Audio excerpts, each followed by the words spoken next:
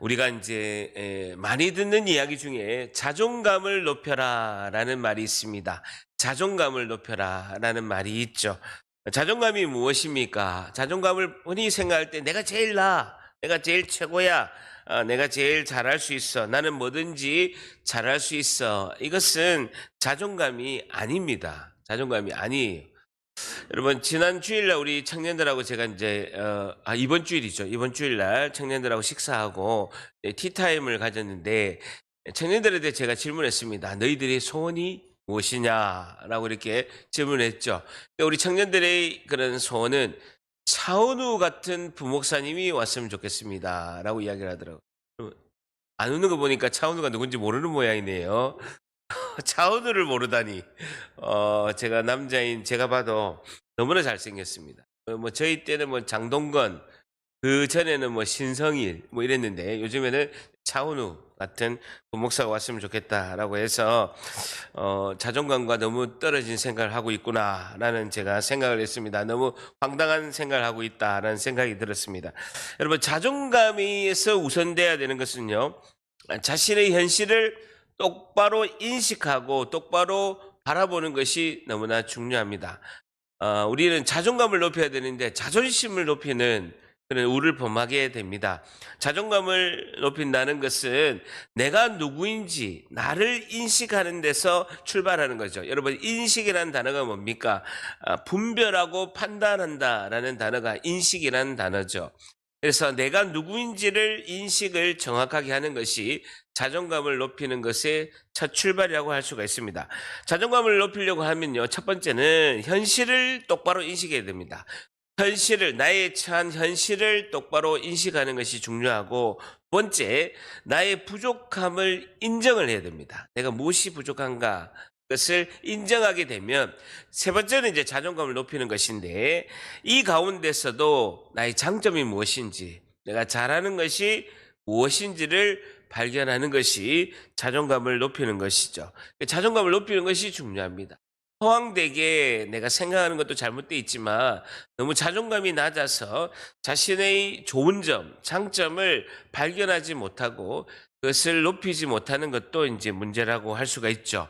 여러분, 사람은 눈에 보이고 겉으로 드러난 것으로 자신을 인식하고 정의하는 경우가 상당히 많이 있습니다. 여러분, 사실과 인식이 있거든요. 잘 보세요. 오늘 좀 중요한 단어인데요. 사실이 있고요, 인식이 있습니다. 여러분, 어떤 사실을 보고 사람들이 인식하는 건요, 각자가 다 다릅니다. 그러니까 우리가 지금도 보면 어떤 뭐 정부에서 우리나라에서 어떤 이런 지금 현실이 딱 사실이 있으면 그걸 인식하는 게 완전 다르잖아요.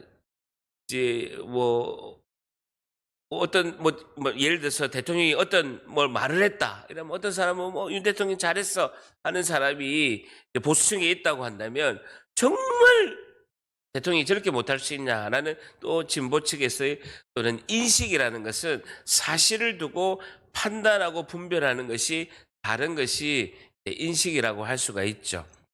왜 그러느냐? 사람은요, 인식을 한다라는 것은 내 생각의 틀 안에서 인식하는 거예요. 다시 말해서 내 생각과 내가 보고 있는 가치관 틀 안에서 어떤 사실을 분별하고 판단하는 것이죠. 왜 인식이 다 다르냐? 그 이유는요, 내 앞에 펼쳐진 상황에 따라서, 내 앞에 펼쳐진 환경에 따라서 인식이 상당히 다를 수밖에 없다라는 것입니다. 내 안에 사고의 틀이 다르기 때문에, 내 안에 생각의 틀이 다르기 때문에 어떤 사실을 인식하는 게 각각이 다르다라고 할 수가 있습니다.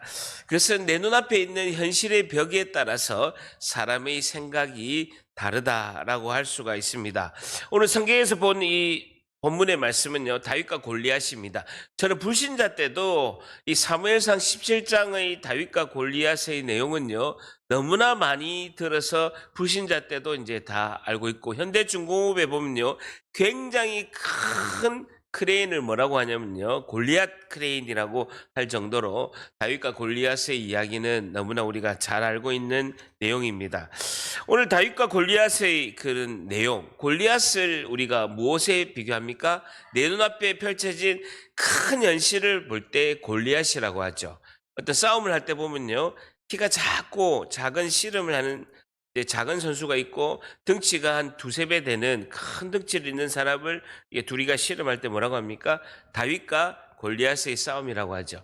골리앗은 무엇을 대명사입니까? 내 눈앞에 펼쳐진 큰 현실의 벽을 골리앗이라고 이렇게 하는 것이죠. 오늘 사무엘상 17장을 통해서요, 오늘 질문은요, 내 현실 앞에 있는 골리앗을 우리는 어떻게 극복할 수 있을까요?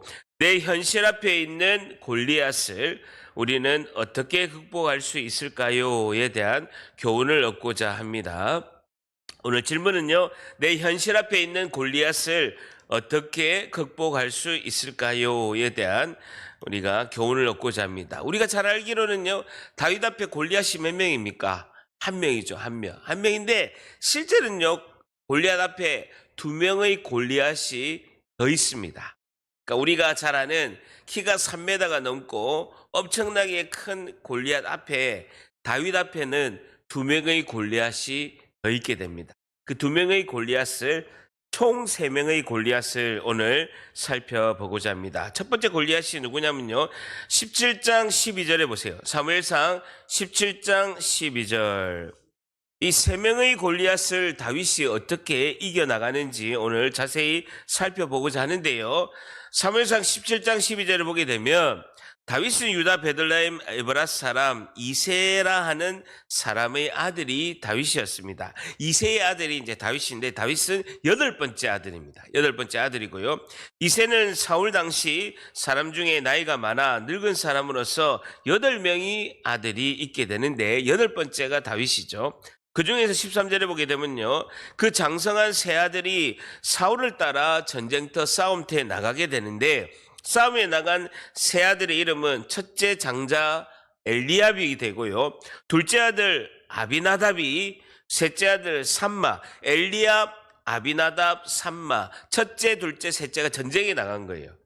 사울왕이 행하고 있는 전쟁에 이 이새가 첫째, 둘째, 셋째의 아들을 전쟁에 보내게 됩니다.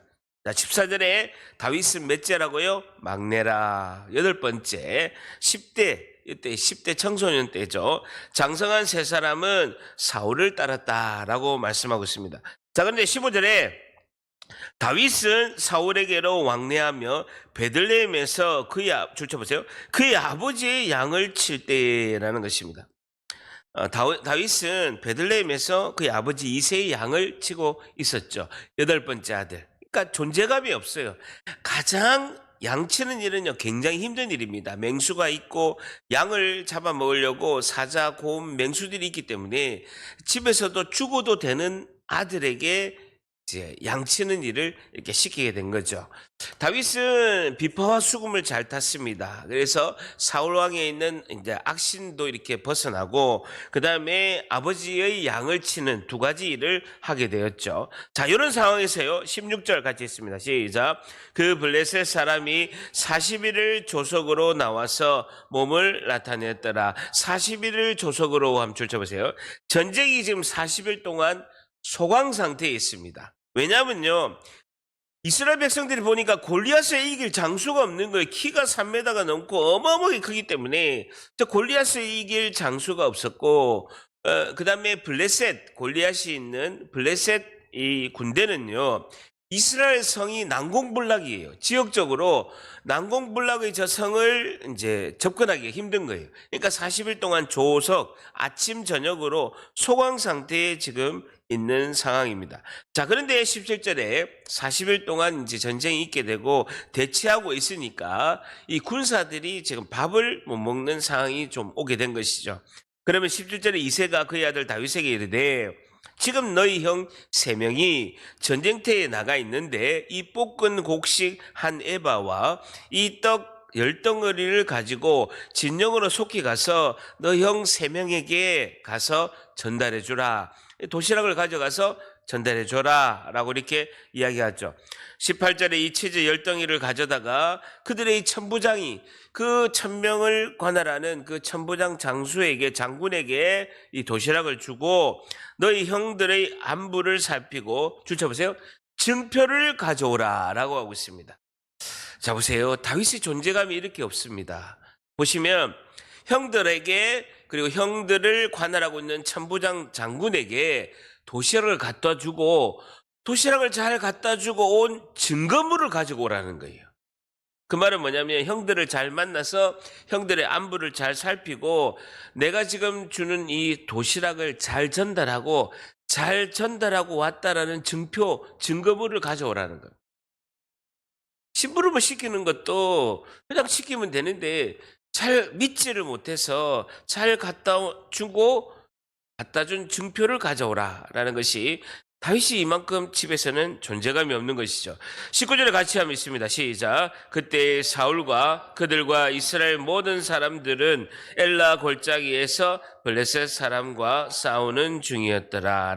40일 동안 전쟁하다가 식량이 떨어져서 다윗의 아버지 이새가 먹을 것을 전달해라 라고 이런 상황이죠.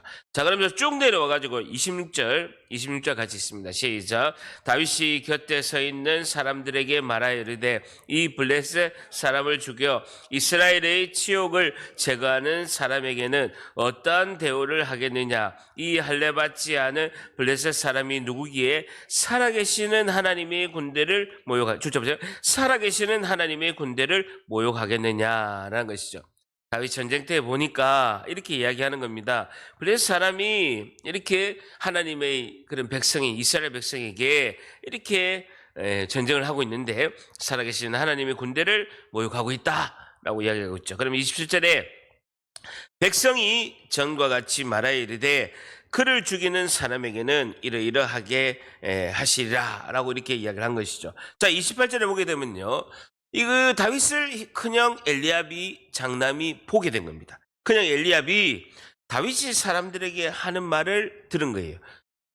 막내 8번째에 10대 청소년인 다윗이 하는 소리를 큰형 제일 장남인 엘리압이 딱 들은 거예요. 그런데 그 어린 막내가 도시락을 가지고 왔으면 아니 고생하면서 여기까지 도시락 들고 와서 천부장하고 우리 3명에게 도시락을 잘 가져왔네 라고 칭찬해야 되는데 첫째 엘리압의 놀라운 반응을 보게 되면 그가 다윗에게 노를 향하여 화를 내면서 이렇게 이야기하게 됩니다. 너가 어찌하여 이리로 내려왔느냐? 들에 있는 양들을 누구에게 맡겼느냐? 주쳐보세요.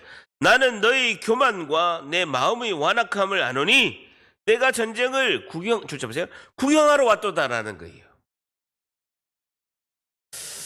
여러분 이해가 되십니까? 장남인 엘리압이 아주 어린 8번째 막내 동생인 다윗이 아버지 심부름을 하고 도시락을 들고 왔을 때 막내 동생을 격려하고 전쟁터에서 어떻게 왔어? 다치지 않았냐라고 해야 되는데 뭐로 화를 냅니다.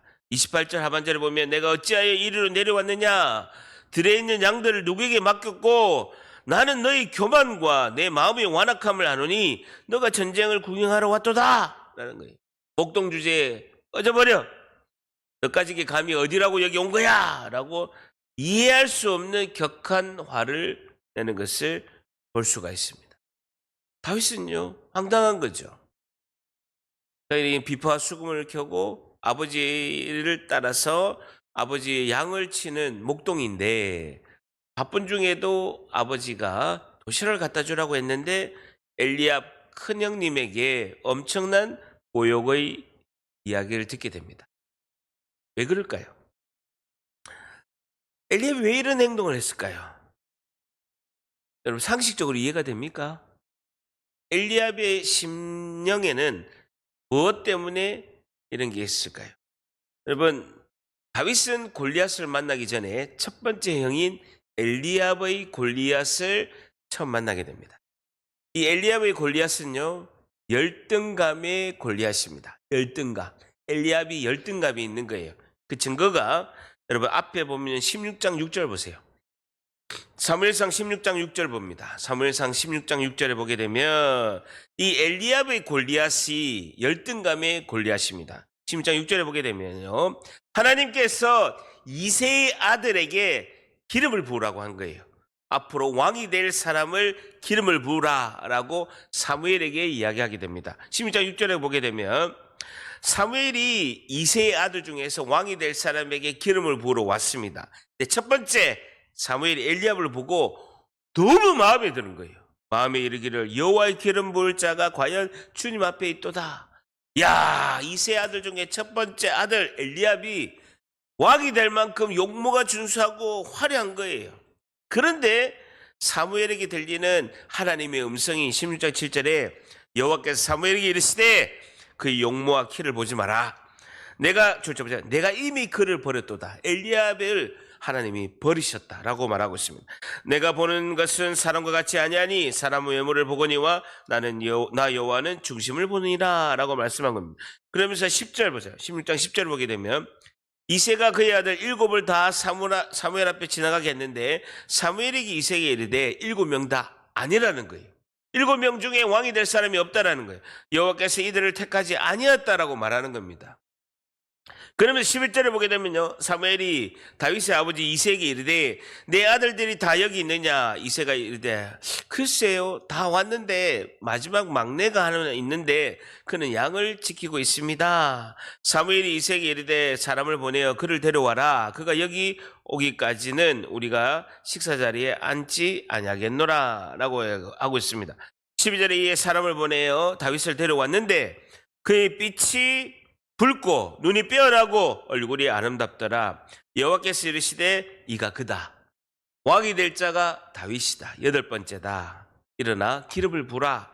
그래서 사무엘이 13절에 기름 뿔병을 가져다가 그의 형제 중에서 그에게 부었더니 이날 이후로 다윗이 여호와의 영에게 성령에게 크게 감동되니라. 사무엘이 떠나서 라마로 가니라. 이걸 큰형이 본 거예요. 아니, 왕이 될 사람은 난데 가족 중에서도 존재감이 없는 저 막내에게 대선지자, 사사이고 선지자인 사무엘이 기름을 붓는 걸 보고요, 확 열등의식이 일어난 거예요. 그래서 그 열등감으로 다윗을 상처를 엄청나게 지금 주고 있는 경우입니다. 너가 목동주지! 군대에서 싸우고 있는 나에게 와서 왜 여기 왔느냐라고 하면서 자신이 받은 열등감의 상처를 동일하게 다윗에게 지금 주고 있는 거예요. 여러분, 열등감의 상처를 받은 사람은요, 자신이 받은 그 열등감의 상처를 반드시 누군가에게 열등감의 상처로 되갚아주는 경우가 상당히 많이 있습니다. 같은 케이스죠. 여러분, 우리도 가정에서, 직장에서, 공동체에서 열등의식이 있는 경우가 많이 있습니다.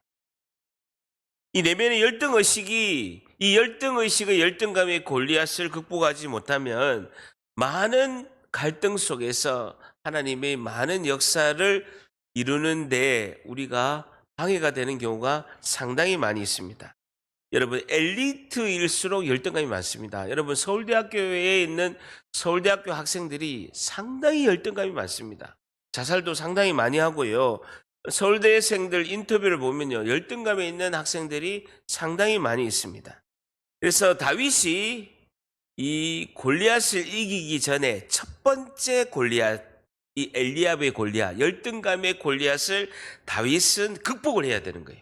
극복해야 되는데 다윗이 극복하는 방법이 무엇인지 17장 29절.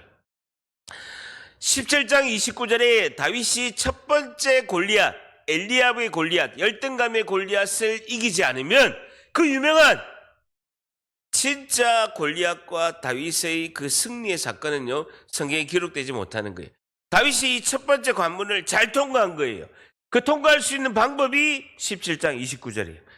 17장 29절. 지금 열등감의 상처를 던져받은 다윗이 어떻게 이 열등감의 골리앗을 극복하는지 17장 29절입니다. 같이 읽습니다. 시작. 다윗이 이르되 내가 무엇을 하였나이까 어찌 이유가 없으리까 하고 주쳐보세요. 내가 무엇을 하였나이까 형님, 저는 잘못이 없습니다.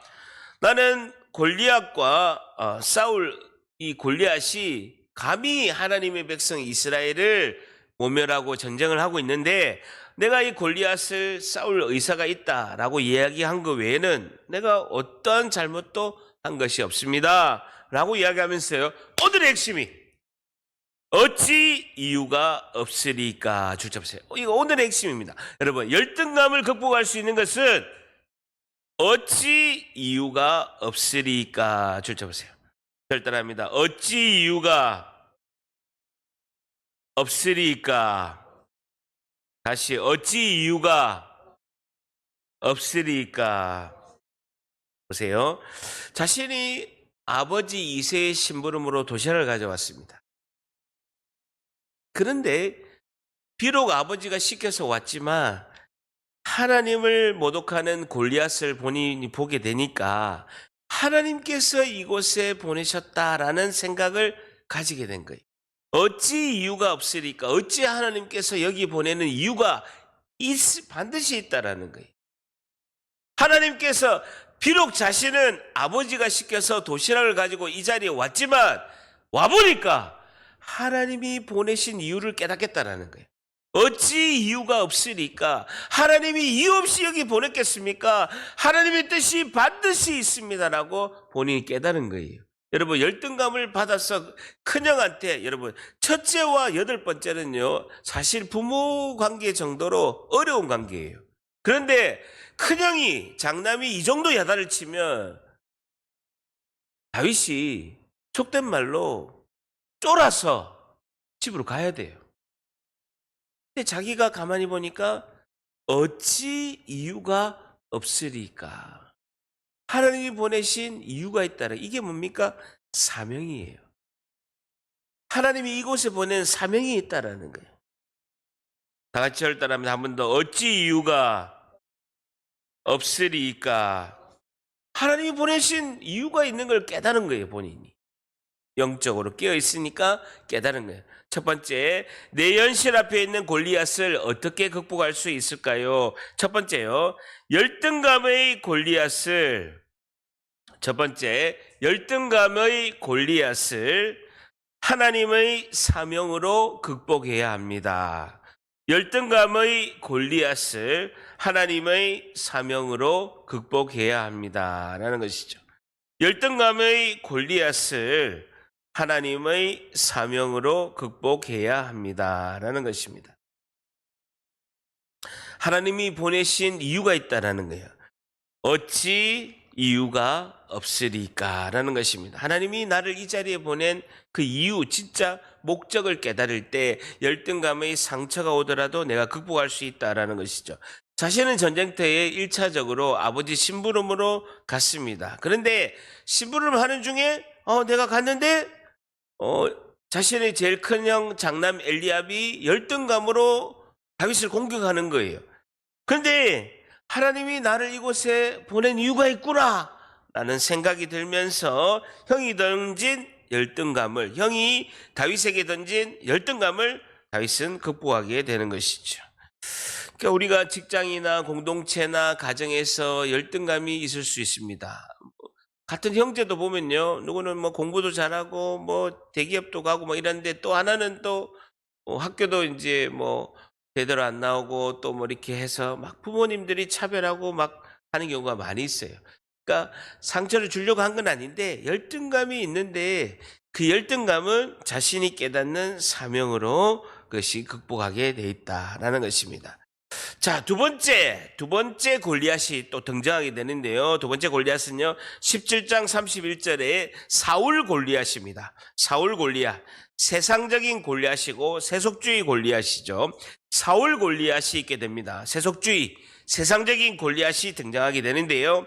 17장 31절에 보게 되면 어떤 사람이 다윗이 한 말을 듣고 그것을 사울 왕에게 전달하게 되는데 사울이 다윗을 이렇게 부르게 됩니다.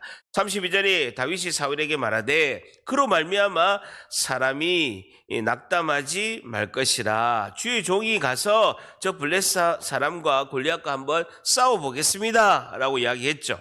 근데 17장 33절 같이 한번 읽습니다. 시작. 사울이 다윗에게 이르되 내가 가서 저 블레셋 사람과 싸울 수 없으리니 너는 소년이요 그는 어려서부터 용사였으며. చూ쳐보세요. 너는 소년이고 지금 청소년일 뿐이고 그 골리앗은 어릴 때부터 용사라는 것입니다. 사울 골리앗을 두 번째가 다윗 앞에 놓여 있는 것이죠. 그건 뭡니까? 현실주의, 세상적인 것, 세속주의를 말하고 있습니다. 여러분 사울 정신이라고 할 수도 있고요. 세상이 요구하는 것, 세속주의 그리고 현실주의를 말하고 있는 것입니다. 너는 아무리 깨어나도 3m가 넘는 다윗은 3m가 넘는 골리앗과 싸워서 이길 수가 없다. 너는 지금 아기고 청소년이고 저 골리앗은 어릴 때부터 용사였다. 덩치를 봐라 라는 것이죠. 세상이 요구하는 것을 사울은 강조하고 있습니다. 여러분 세상이 요구하는 게 뭡니까? 세 가지죠. 힘, 권력, 학벌 아닙니까? 힘, 권력, 학벌 그 앞에서 너는 무릎을 꿇어야 된다라는 것입니다. 세상의 것을 갖추지 못하고 세속적인 것을 갖추지 못하고요. 그리고 현실적인 것을 갖추지 못하면 싸움하지 말라는 거예요. 게임이 안 된다라는 것이죠. 자, 그러면서 17장 38절에 보세요. 더 나아가서 사울이 자기 군복을 다윗에게 입혀보는 거예요. 싸우려고 하니까 다윗에게 한번 입혀보는데 노투구와 그의 머리를 씌우고 그에게 사울 왕의 갑옷도 입히는 겁니다. 그게 뭡니까? 거추장적인 세상적인 것이죠. 힘, 권력, 학벌 그를 왕의 것을 다윗에게 입혀보는 거예요. 세속적인 가치 그걸 치장하는 것이죠. 이 시대 정신이라고 요즘은 이야기하고 있습니다. 세상의 세속주의, 나를 치장하는데 일평생 우리가 노예가 되는 경우가 많이 있습니다. 이것을 다윗은 어떻게 이겨내는가라는 것입니다. 17장 39절입니다. 17장 39절 다윗은 세속주의, 세상적인 것을 어떻게 이겨내는가? 17장 39절 같이 있습니다. 시작. 다윗이 칼을 군복 위에 차고는 익숙하지 못하므로 시험적으로 걸어보다가 사울에게 말하되 익숙하지 못하니 이것을 입고 가지 못하겠나 하고 곧 벗고 주저보자. 익숙하지 못함으로 주시시고 사울에게 말하되 익숙하지 못하. 나는 익숙하지 못하다는 거예요. 내가 익숙하지 못하다는 거예요. 녹과 투구와 그 갑옷이 나한테는 익숙하지 않다라는 거예요. 다윗에게는 익숙한 게 있는 거예요. 근데 지금 세상적이고 세속주의고 힘, 권력, 학벌 나한테는 익숙하지 않다라는 거예요. 그러니까 벗어버리는 거예요. 그러면서 40절에 손에 막대기를 들고 시내에서 매끄러운 돌 몇 개요? 5개 들고. 다윗은요 돌 딱 5개 들고 갑니다. 여러분 40절에 있는 시험 문제 많이 나오거든요. 다윗은 물맷돌을 몇 개 들고 갔을까요? 대부분 1개 들고 갔다는데 5개 들고 갑니다. 왜 5개입니까?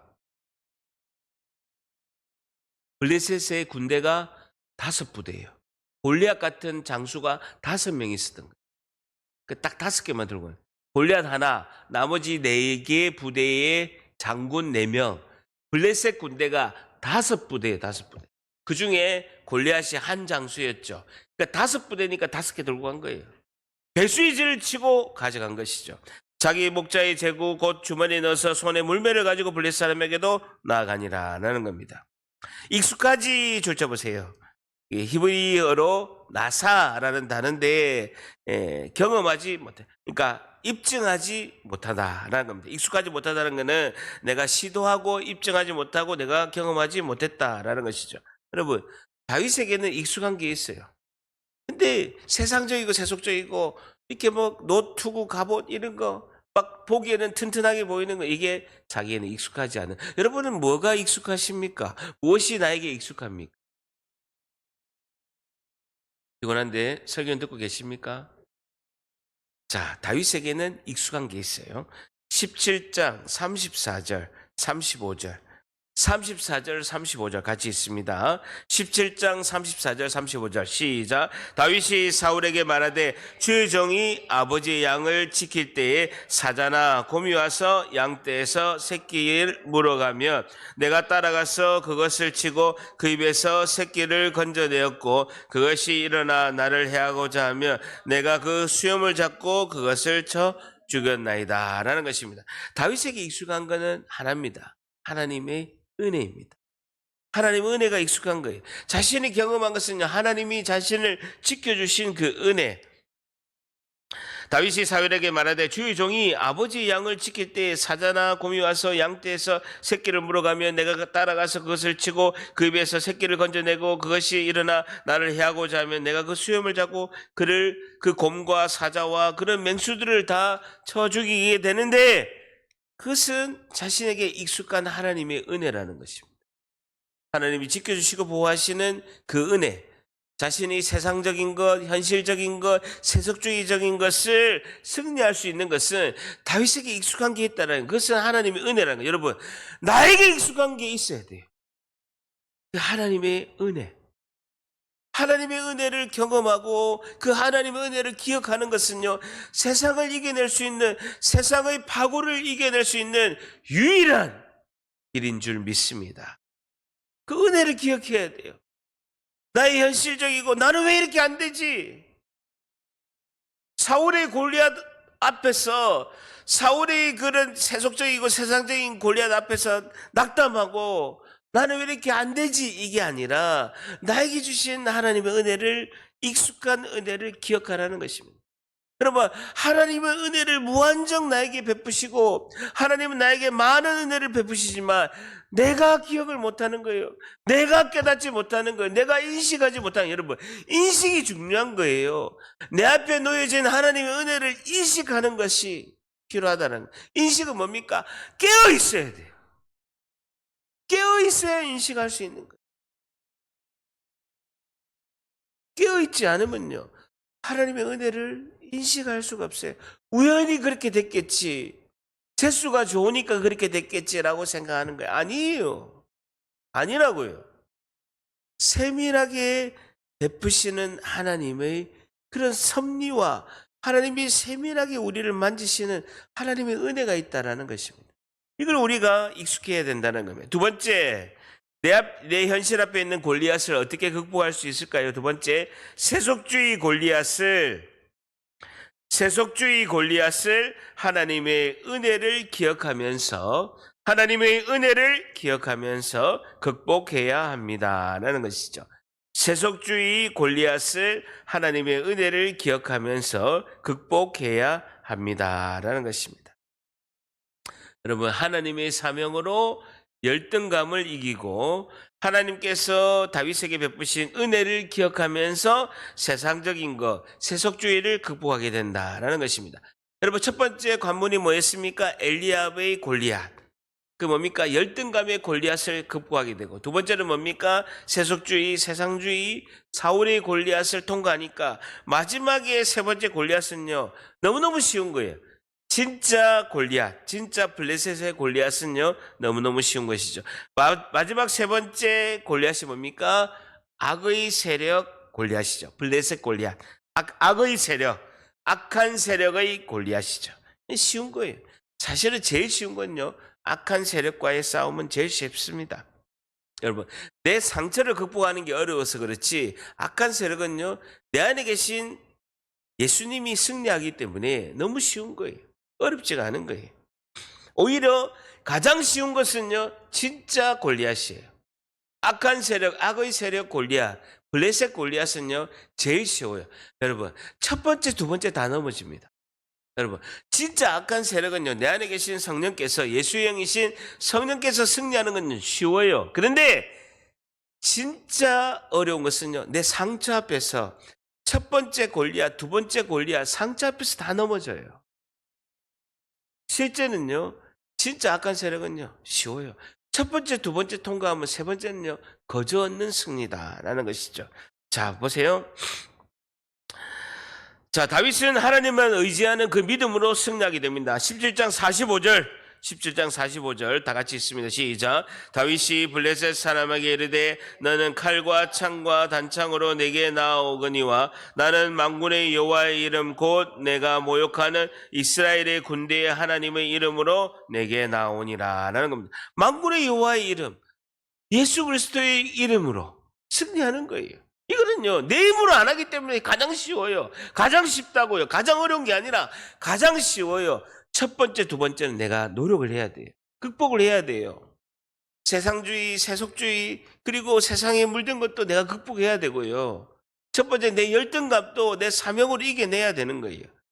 그리고 나에게 주어진 그 하나님의 그 놀라우신 그 은혜를 기억하면서 세속주의 골리앗도 이겨내야 되는 거예요. 그런데 그것만 이겨내면요, 내 안에 계신 예수 그리스도의 이름으로 우리가 승리하는 건요, 너무나 쉬운 거예요. 너무나 쉽다. 악의 세력의 골리앗은요, 너무너무 쉽다는 겁니다. 자, 46절 같이 있습니다. 시작. 오늘 여호와께서 너를 내 손에 넘기시니니 내가 너를 쳐서 내 목을 베고 블레셋 군대의 시체를 오늘 공중의 새와 땅의 들짐승에게 주어 온 땅으로 이스라엘에게 주쳐보세요. 하나님이 계신 줄을 알게 하겠고, 전능하신 하나님이 계신 줄을 알게 하겠고 하면 그 전능하신 하나님이 직접 싸우시는 거예요.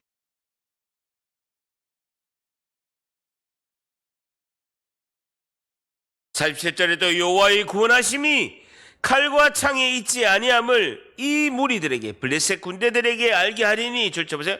전쟁은 여호와께 속한 것이다. 여러분, 내가 싸우는 게 아니니까 쉬운 거예요.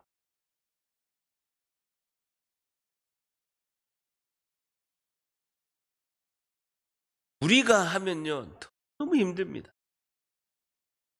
근데요, 하나님이 하시니까 쉬운 거예요. 결단합니다. 전쟁은 여호와께 속한 것인즉, 전적인 하나님의 역사라는 거예요. 그 진짜 골리앗은요, 너무 쉬워요. 우리의 연약함으로 첫 번째, 두 번째 골리앗 앞에서 다 넘어지는 거예요. 열등감, 세상주의, 세속주의 그 골리앗 앞에 다 넘어져요. 악의 세력 골리앗은요, 제일 쉬워요. 제일 쉽다고요. 다윗이 승리한 것은요, 전적인 하나님이 역사하심과 하나님이 승리하는 것입니다. 그런데요, 다윗은 첫 번째 열등감, 그 사명으로 이겨내고, 두 번째 세속주의, 하나님 주신 그 은혜로 자신이 이겨내게 되는 것입니다. 그래서 다윗은 그 승리하는 그 영광의 은혜 안에 다윗은 들어갈 수 있는 거예요. 그러니까 우리가 1차, 2차를 잘 이기게 되면 진짜 적을 만났을 때 환경이 지배를 받지 않고 환경을 이기는 그 승리를 우리가 누리게 된다라는 것입니다. 이것은요, 우리가 그 이길 수 있는 하나님의 전적인 은혜를 믿음, 하나님의 그 하나님만을 의지하는 믿음이에요. 마지막 세 번째, 내 앞에 있는 골리앗을 어떻게 극복할 수 있을까요? 마지막 세 번째, 악의 세력 골리앗을